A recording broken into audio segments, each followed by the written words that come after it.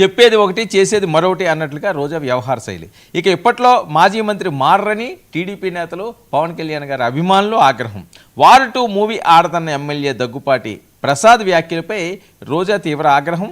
Game changer Harihara Veeramallu సినిమాలనే fans చూడలేదు, అరచేతిలో సూర్యుడిని ఆపలేరు, సినిమా ఫంక్షన్లో జగన్ని తిడితే ఏం జరిగిందో చూసాం.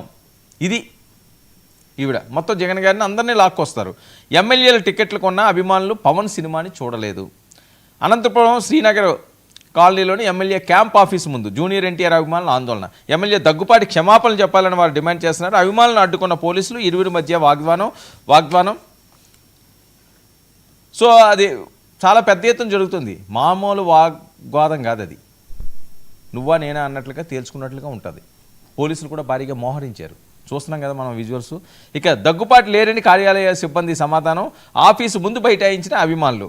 ఎమ్మెల్యే దగ్గుపాటి ఎందుకు అలా దూషించారో చెప్పాలి, మేము ఓట్లు వేస్తేనే ఎమ్మెల్యే అయ్యామంటూ ఆగ్రహం. చూడండి ఎక్కడి వరకు వెళ్తున్నదని. జూనియర్ ఎన్టీఆర్ అభిమానులు ఓట్లు వేయలేదా దగ్గుపాటి గారికి? మీరేమైనా చూసారా వేయలేదని?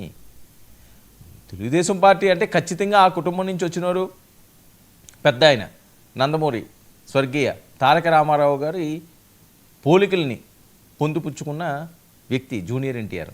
ఆయన ప్రతిరూపం కింద ఈయన చూసుకుంటుంటారు ఆ కుటుంబంలోని. సో ఖచ్చితంగా ఆయన పాటించిన ఆ పార్టీ కాబట్టి, స్థాపించిన పార్టీ కాబట్టి ఈయనకు కూడా ప్రయారిటీ ఉంటుంది. జూనియర్ ఎన్టీఆర్ తెలుగుదేశం పార్టీ అంటారు, ఇప్పుడు వేరే పార్టీకి ఆయన సపోర్ట్ చేయట్లేదు కదా, ఆయన నచ్చలేదు, ఆయన సైలెంట్గా ఉన్నారు. ఆయన వేరే తన కెరీర్ మీద ఆయన ఫోకస్ పెట్టాడు, ఒక ఇంటర్నేషనల్ స్టార్ అవ్వాలనుకుంటున్నాడు, అవుతున్నాడు ఆయన. దానికి దీనికి లింక్ ఏంటి? మేము ఓట్లు వేస్తేనే నువ్వు గెలిచావు కదా అంటున్నారు. సమాధానం చెప్పండి. ఇక జూనియర్ ఎన్టీఆర్పై వివాదాస్పద వ్యాఖ్యల ఆడియో వైరల్. ఇందాక నేను వినిపించింది ఆ ఆడియో కాల్స్ నావి కాదంటూ అనంతపురం అర్బన్ ఎమ్మెల్యే దగ్గుపాటి. నేను మొదటి నుంచి నందమూరి కుటుంబానికి అభిమానిని, రాజకీయ కుట్రలో భాగంగానే ఇలా ప్రచారం చేస్తున్నారని చెప్పి ఆయన అంటున్నాడు.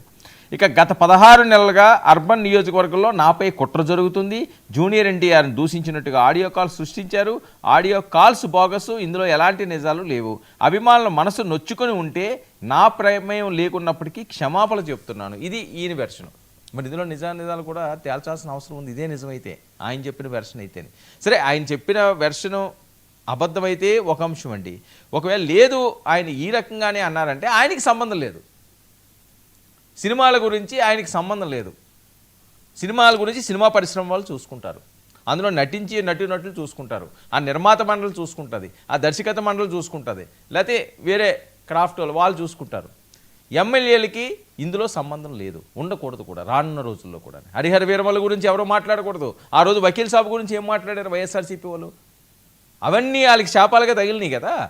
ఈరోజు పరిస్థితి ఏంటి? వకీల్ సాబు, భీమ్లా నాయక్ ఒక రచ్చ. అసలు అది సినిమా రిలీజ్ అవుతుంటే ఆ సినిమా ఎలా ఉంటుందో ఆ అంశం వేరు, కానీ దాన్ని ఏ రకంగా తొక్కాలి, ఏ రకంగా మాట్లాడాలి, ఏ రకంగా చెల్లి. ఈరోజు కూటమిలో ఉన్నారు పవన్ కళ్యాణ్ గారు. మరి అదే జగన్మోహన్ రెడ్డి గారు అండ్ కో వాళ్ళు ఎవరైతే టీం సభ్యులు ఉన్నారో వకీల్ సాబ్ మీద, భీమ్లా నాయక్ మీద ఇష్టం వచ్చినట్లుగా సెటైర్లు వేసి చేస్తే ఎంత బాధపడ్డారు జన సైనికులు. అంటే మీకు అప్పుడు పెద్దగా వాళ్ళతోటి అంత టచ్లో లేరు కాబట్టి మీరు పట్టించుకోలేరు, మీరు లైట్ తీసుకొని ఉండొచ్చేమో తెలుగుదేశం పార్టీ శ్రేణులు. కానీ ఇప్పుడు పవన్ కళ్యాణ్ గారి మీద అంటే మీరు అందరూ రియాక్ట్ అవుతుంటారు కదా. మరి అలాగే మీరు ఎవరి మీద ఇలా ఉంటే వాళ్ళకి సపోర్ట్ వస్తారు కదా. ఇదంతా సామాన్యంగా జరిగే అంశాలండి, మనకి సంబంధం లేని విషయాలకు. అనంతపురం అర్బన్ మీద ఫోకస్ పెట్టండి మీరు, అనంతపురం జిల్లా మీద ఫోకస్ పెట్టండి మీరు, రాయలసీమ ప్రాంతం మీద మీరు ఫోకస్ పెట్టండి. వార్ 2 మీద మీకెందుకు ఫోకస్?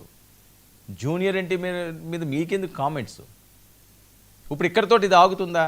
అది డైరెక్ట్గా వెళ్ళి చంద్రబాబు నాయుడు గారి ఇంటిని హిట్ చేస్తుంది.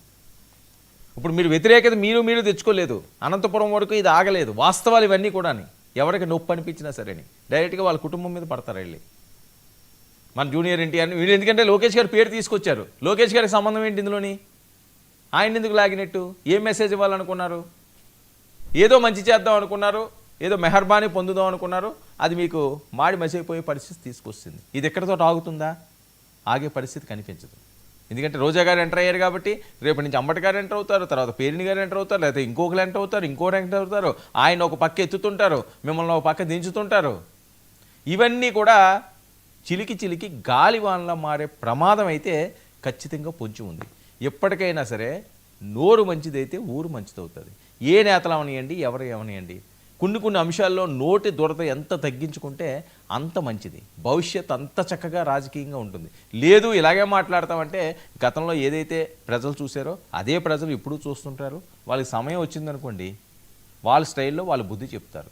ఒకరికి మనం నీతులు చెప్పినప్పుడు ఎంతో కొంత అవి మనం పాటిస్తేనే ఎదటోళ్ళకి చెప్పాలి.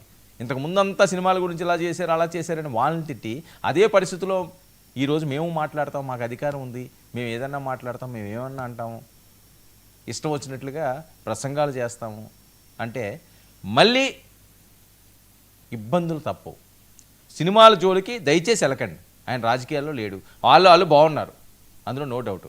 సరే బాగోపోతే బాగోపోరు, అది ఎవరికో సంబంధం లేనిది, వాళ్ళ కుటుంబ సభ్యులకి సంబంధించిన అంశం. పొరపచ్చాలు వస్తాయి, సొంత బ్లడ్ రిలేషన్ అన్నదమ్ముల మధ్యనే చిన్న చిన్న గొడవలు వస్తుంటాయి, అంతే. జీవితాంతం అంతా ఉండిపోతాయి. ఏమో అదే జూనియర్ ఎన్టీఆర్ గారు 2029లో లోకేష్ గారు పక్కన నుంచి వచ్చేమో.